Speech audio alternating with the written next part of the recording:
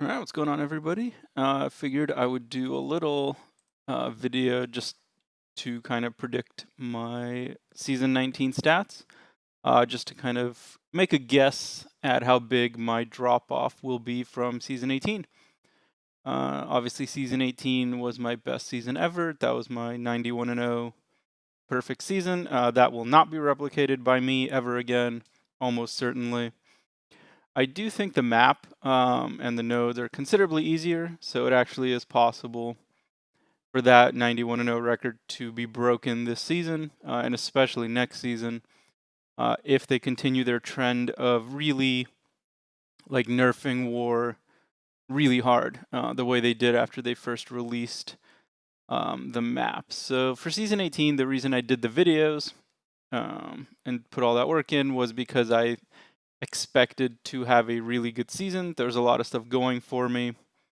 If you watched my recap video, I kind of went over it, but the best player in my battle group retired, and so that meant I was going to kind of move up the pecking order and get a lot more opportunities.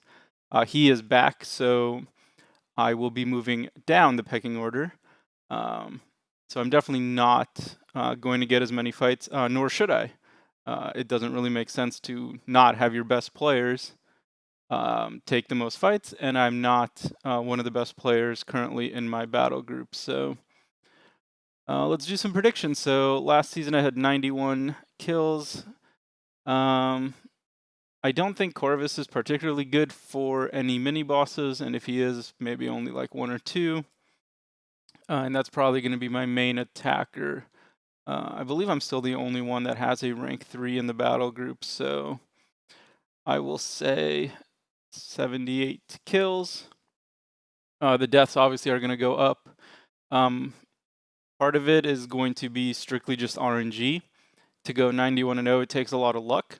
There was, I'm sure, several fights, if you go back and watch, where I could have died, or if something else had happened, I would have died, or, if one of those rogues didn't charge at me when I needed to parry to get the flow off, I would have died, stuff like that.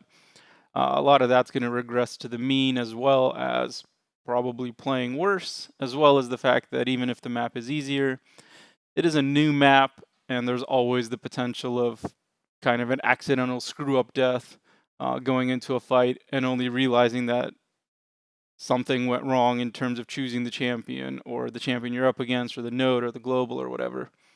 So I will predict. I was kind of debating something between 4 and like 7 or 8, but I will go with 5.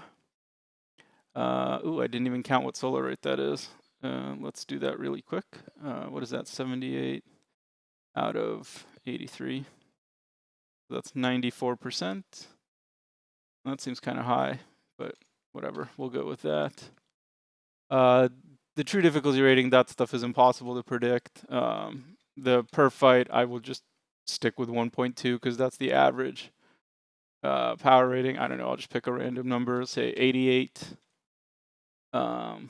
And again, this stuff is all impossible to predict, so I won't even do it. In terms of in my battle group, I would expect, wrong screen, to be 3rd in my battle group. I would expect Bryn to be number 1. He's our best player, probably by a considerable margin, and I would expect Lagacy to be number 2. And in the alliance, I think I'll be somewhere around 8th. 8th is the lowest I've ever finished, so hopefully I don't fall out of the top 8. That would be pretty pitiful, but it is definitely very possible. So we definitely are in line to be much worse this season than last season. Yeah, I do probably still want to make videos for every war, and if I don't make the videos, I'll at least kind of update the stat sheet every once in a while and post like a little update. But I probably will try to make the videos again. So yeah, thanks for watching, and I'll see you in war number 1.